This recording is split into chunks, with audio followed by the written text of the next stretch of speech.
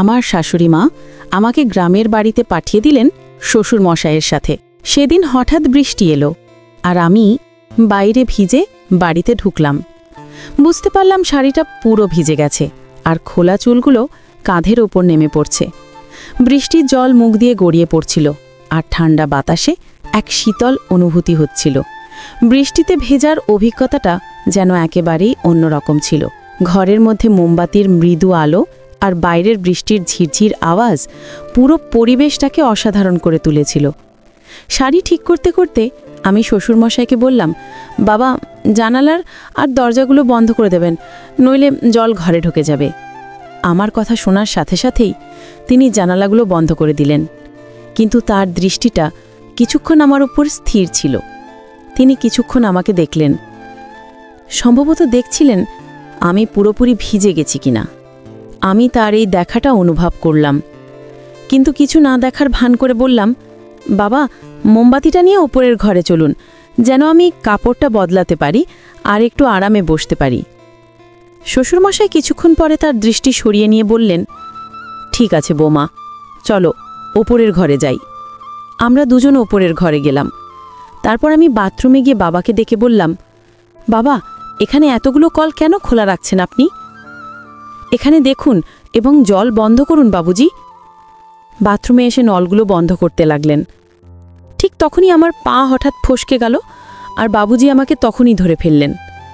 আমার মনে তখন বেশ অস্বস্তি হচ্ছিল, কিন্তু আমরা দ্রুত পরিস্থিতি সামলে নিলাম। শ্বশুরমশাই আমাকে বাথরুমে, কি খবর বন্ধুরা, কেমন আছেন সবাই? আশা করছি সবাই খুব ভালো আছেন, আর আমিও অনেক ভালো আছি। বন্ধুরা, আজকের গল্পটি আরও স্পেশাল, কেউ মিস করো না। যাই হোক, এমন সময় আমার শাশুড়িমার ফোন এলো। আমি আগের থেকেই বুঝতে পারছিলাম যে কিছু একটা গুরুত্বপূর্ণ কথা হবে, কারণ তিনি সাধারণত তেমন কোনো কারণ ছাড়া এত তাড়াতাড়ি আমাকে ফোন করেন না। আমি তখন অফিসে ছিলাম। আমি ফোনটা তুলে নিলাম এবং তার কণ্ঠে হালকা উত্তেজনা লক্ষ্য করলাম। তিনি সরাসরি বললেন, বৌমা, তোমাকে তোমার বাবুজির সাথে গ্রামে যেতে হবে, অনেক গুরুত্বপূর্ণ কাজ আছে। আমার শাশুড়িমার কথা শুনে আমি একটু অবাক হয়ে গেলাম। আমার মাথায় তখনই ভাবনা এলো, কেন তিনি নিজে যাচ্ছেন না এবং কেন আমাকে যেতে হবে?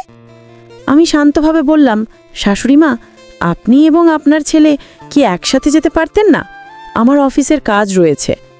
শাশুড়িমা একটু গম্ভীর হয়ে বললেন, বৌমা, তুমি তো জানো আমি যখনই বাইরে যাই আমার শরীরটা ভালো থাকে না, আর তোমার ছেলে সবসময় নিজের কাজে ব্যস্ত থাকে বা তার বন্ধুদের সাথে মিলে মদ খেয়ে সময় কাটায়। ওকে বোঝানোর চেষ্টা করেও কোনো লাভ হয় না, তাই আমি তোমার উপরে ভরসা করি বৌমা। তার কথায় একটা সত্যতা ছিল। আমার ছেলে সত্যিই তার বন্ধুদের সাথে সময় কাটাতে বেশি পছন্দ করতেন, আর বাড়ির কাজের ব্যাপারে তার কোনো আগ্রহই ছিল না। পরিস্থিতি বুঝে আমি শাশুড়িমাকে বললাম, ঠিক আছে শাশুড়িমা, আপনি যেমন চান। শাশুড়িমা তখন শান্তভাবে বললেন, বৌমা, তোমাকে প্রপার্টির কাজ দেখার জন্য যেতে হবে, এটা খুবই জরুরি, আর তুমি ঠিকভাবে সামলে নিতে পারবে। বাবুজির সাথে সোমবার থেকে বুধবার পর্যন্ত সেখানে থাকলেই চলবে। বৃহস্পতিবার কাজ শেষ করে তুমি শুক্রবার বা শনিবার বাড়ি ফিরে আসতে পারো। আমি তাকে আশ্বস্ত করে বললাম, ঠিক আছে শাশুড়িমা, আপনি চিন্তা করবেন না, আমি বাবুজির সাথে চলে যাব। আমি দ্রুত সিদ্ধান্ত নিলাম এবং ভাবতে লাগলাম যে গ্রামের বাড়িতে যাওয়া আমার জন্য একটি নতুন অভিজ্ঞতা হতে পারে। আসলে অনেক দিন ধরেই আমি বাড়ি আর অফিসের কাজের মধ্যে আটকে ছিলাম, তাই একটা বিরতির প্রয়োজন অনুভব করছিলাম। শাশুড়িমা ঠিকই বলেছিলেন, গ্রামের বাড়িটা বেশ বড় এবং সুন্দর ছিল। হয়তো এই পরিবর্তন আমার জন্য একটু নতুনত্ব নিয়ে আসবে।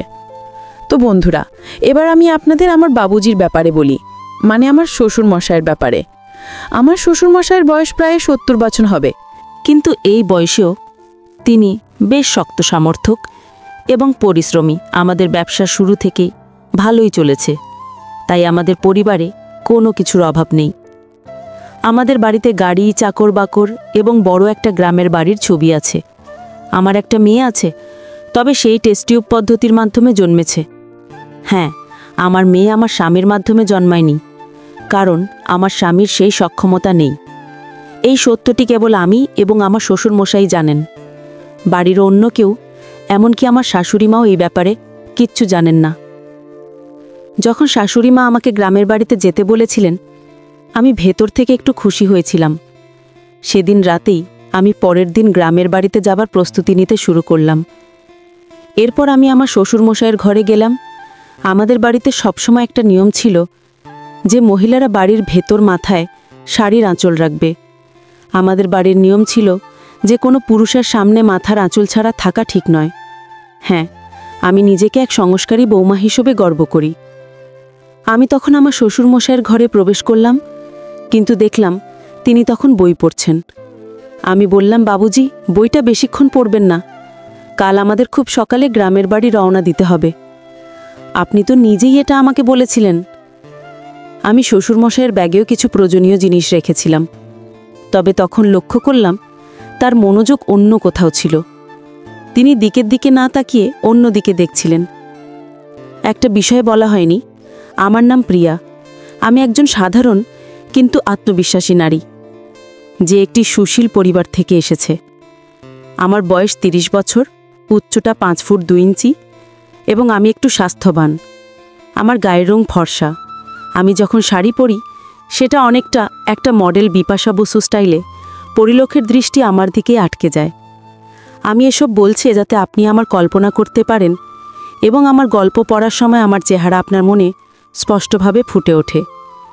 আমি একজন সাধারণ মেয়ে যে পরিবার ও সমাজের নিয়মের মধ্যে জীবনযাপন করছি, কিন্তু এবার গল্পে কিছু একটা আলাদা ঘটেছে, এমন কিছু যা আমার জীবনে এক নতুন মোড় নিয়ে এসেছে, যা আমি কখনো স্বপ্নেও ভাবতে পারি না। আমরা দুপুরের পর একটু দেরিতে রওনা হলাম। আমরা গাড়িতে যাচ্ছিলাম আর আমার শ্বশুরমশাই গাড়ি চালাচ্ছিলেন। ট্রাফিকের কারণে আমরা সন্ধ্যে 7-7টার দিকে গ্রামে পৌঁছালাম। সেখানে আমাদের একটি ছোট্ট সুন্দর বাড়ি আছে, যা একটি ছোট্ট পাহাড়ের উপরে অবস্থিত। যদিও পাহাড়ে অবস্থিত, গাড়ি সহজেই সেখানে যেতে পারে। বাড়িটি একতলা, চারপাশে সুন্দর পাহাড় আর ঠান্ডা বাতাস বইছিল। আমাদের কিছু আত্মীয় সেখানে ছিল, তাই তারা আমাদের রাতের খাবারের জন্য আমন্ত্রণ জানিয়েছিল।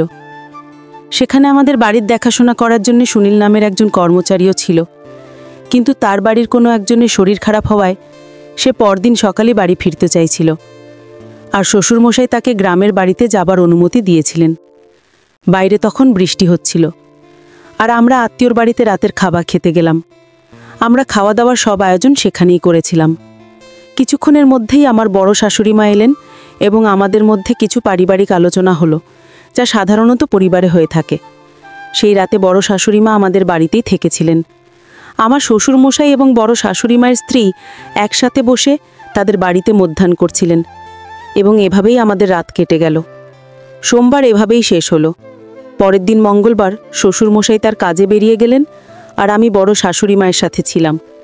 সেই রাতে আমরা বড় শাশুড়ি মায়ের বাড়িতে রাতের খাবার খেলাম, এবং আমার শ্বশুরমশাই আবারও বড় শাশুড়ি মায়ের স্ত্রীর সাথে বসে মদ্যপান করছিলেন।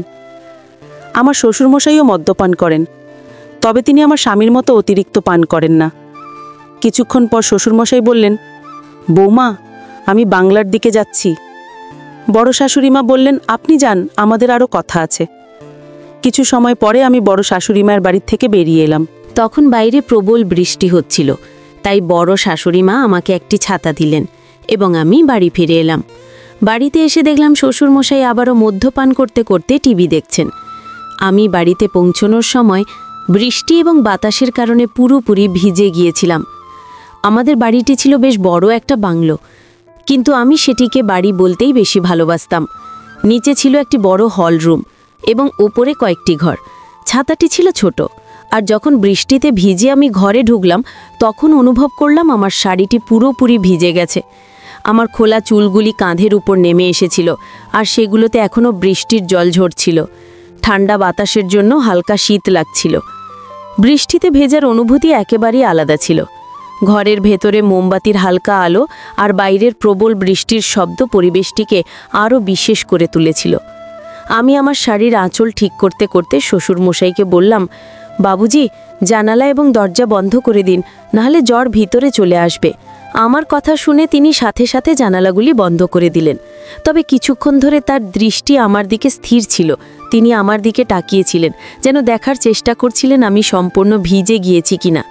তার সেই নজরে আমার একটু অস্বস্তি লাগলো।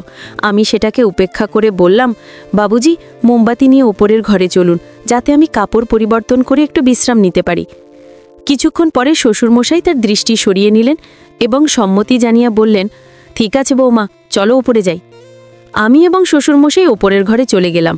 এরপর আমি বাথরুমে ঢুকে বললাম, বাবুজি, এখানে এতগুলো পানির ট্যাপ কেন খোলা আছে? আপনি একটু দেখুন এবং এগুলো বন্ধ করে দিন, তাহলে এভাবে পানিগুলো অপচয় হচ্ছে। শ্বশুরমশাই বাথরুমে এলেন এবং ট্যাপগুলো বন্ধ করতে শুরু করলেন, কিন্তু হঠাৎ করেই শাওয়ার চালু হয়ে গেল আর আমি আবারও ভিজে গেলাম। আমি তখন নীল শাড়ি পরেছিলাম আর মাথায় আঁচলটাও ছিল। দেখলাম শ্বশুরমশাই নির্ভয়ে আমার দিকে তাকিয়ে আছেন, যেন ভয়ে আছেন আমি কিছু বলি কিনা। বৃষ্টির জন্য আমার শাড়িটি পুরোপুরি ভিজে গিয়েছিল আর তিনি আমার দিকে এক দৃষ্টিতে তাকিয়েছিলেন। একদিন এরকমই হয়েছিল। আমার শ্বশুরমশাই প্রায় বন্ধুদের সাথে বাইরে ঘুরতে যেতেন, তার সিগারেট খাওয়ার অভ্যেস ছিল। একদিন সকালে আমি দোকানে গিয়েছিলাম, তখনও বৃষ্টি হচ্ছিল। আমি যথারীতি মাথায় শাড়ির আঁচল নিয়ে বেরিয়েছিলাম। আমি খুবই পরম্পরাগত মানসিকতার। বুক ছাতা নিয়ে দেখলাম শ্বশুরমশাই রাস্তার পাশে দাঁড়িয়ে আছেন। আমি ছাতাটি তার দিকে বাড়িয়ে দিলাম, কিন্তু দেখলাম তিনি আমার দিকে একদৃষ্টিতে তাকিয়ে আছেন। তার চোখ যেন আমার দিক থেকে সরতেই চাইছিল না। মনে হচ্ছিল আমাকে তিনি কিছু বলতে চান। বাড়ি ফিরে এসে আয়নায় দেখি সারা সামনের অংশ কিছুটা ভিজে গিয়েছে, যা আমার চেহারায় আলাদা একটা সৌন্দর্য এনে দিয়েছে। শাড়িটি শরীরের সাথে লেগে থাকায় নিজেকে একটু অন্যভাবে দেখলাম। পেছনের দিকটাও কিছুটা ভিজে গেছে, সেটা খেয়াল করলাম।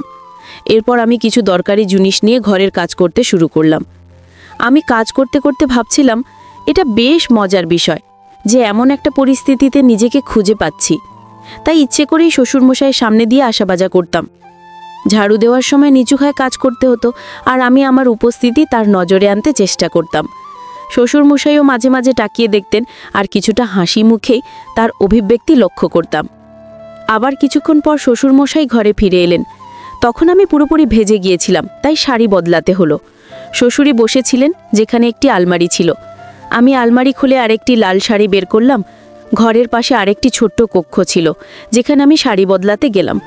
শ্বশুরমশাই তখন বারান্দায় বসে বিশ্রাম নিচ্ছিলেন। দরজাটা সামান্য খোলা রেখেছিলাম, কারণ ঘরে একটু বাতাস আসার দরকার ছিল। আমি শাড়ি বদলাতে শুরু করলাম আর শাড়ির ভাঁজ খুলতে খুলতে চুড়ির হালকা আওয়াজ হচ্ছিল। শ্বশুরমশাইও বাইরে বসেছিলেন, তবে তার উপস্থিতি তেমন গুরুত্ব দিচ্ছিলাম না।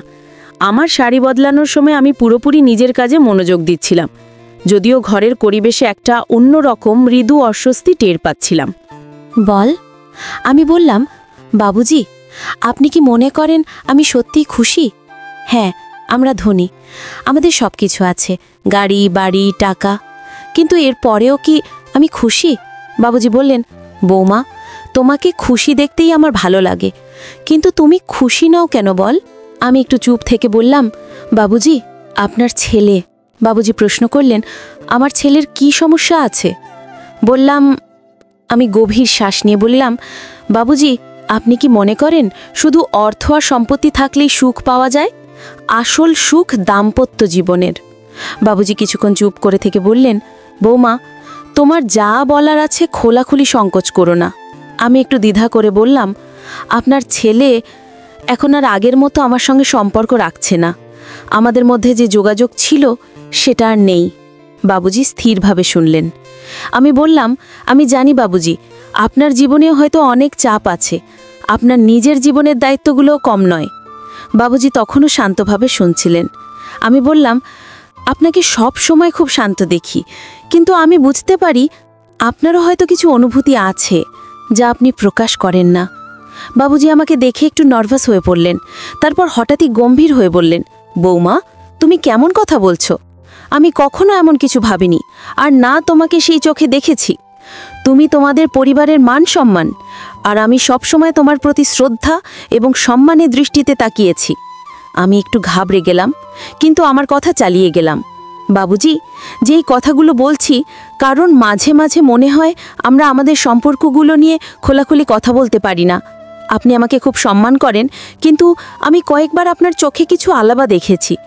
বাবুজি কিছুটা অস্বস্তিতে পড়ে গেলেন, কিন্তু আবারও গম্ভীরভাবে উত্তর দিলেন, তোমার ধারণা ভুল বৌমা।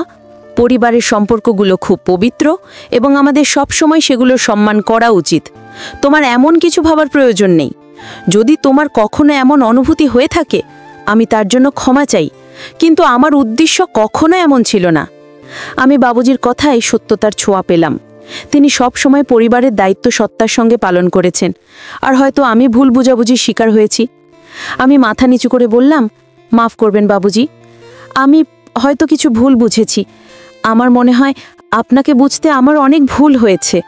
বাবুজি কোমল স্বরে বললেন, বৌমা, এই বাড়িতে তুমি আমাদের মেয়ের মতো। হ্যাঁ, আমি চাই তুমি সব সময় খুশি থাকো এবং এমন কোনো ভাবনা মনে না রাখো যা আমাদের সম্পর্ককে দুর্বল করে। সেই মুহূর্তে আমার মনে হলো আমি অযথা বাবুজি আর আমার সম্পর্ক নিয়ে ভুল ধারণা বসে রেখেছিলাম।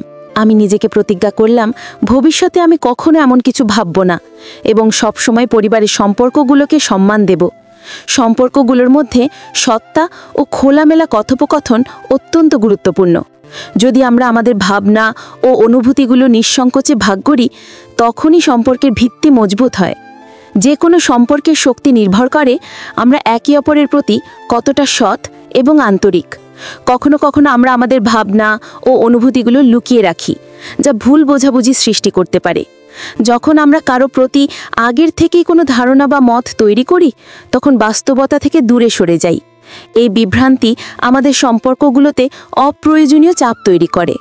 যদি আমরা আমাদের মনের কথা খুলে না বলি, তাহলে অপর ব্যক্তি আমাদের সম্পর্কে সঠিক ধারণা পাবে না এবং ভুল সিদ্ধান্তে পৌঁছাতে পারে। তাই একে অপরের সাথে খোলাখুলি কথা বলা অত্যন্ত গুরুত্বপূর্ণ। এতে শুধু আমাদের অনুভূতিগুলো পরিষ্কার হয় না, পাশাপাশি অন্যজন আমাদের অবস্থান ও চিন্তাভাবনা সম্পর্কে সঠিক ধারণা পায়। সৎ কথোপকথনের মাধ্যমে সম্পর্কের বিশ্বাস ও বোঝাপড়া বাড়ে, যা আমাদের একে অপরের আরও কাছাকাছি নিয়ে আসে। সম্পর্কগুলো সফল করার জন্য কথোপকথনকে সর্বোচ্চ গুরুত্ব দেওয়া উচিত। বন্ধুরা, এই গল্পটা যদি আপনাদের ভালো লেগে থাকে, তাহলে অবশ্যই চ্যানেলটিকে সাবস্ক্রাইব করতে ভুলবেন না, আর ভিডিওতে অবশ্যই একটা লাইক করে দেবেন।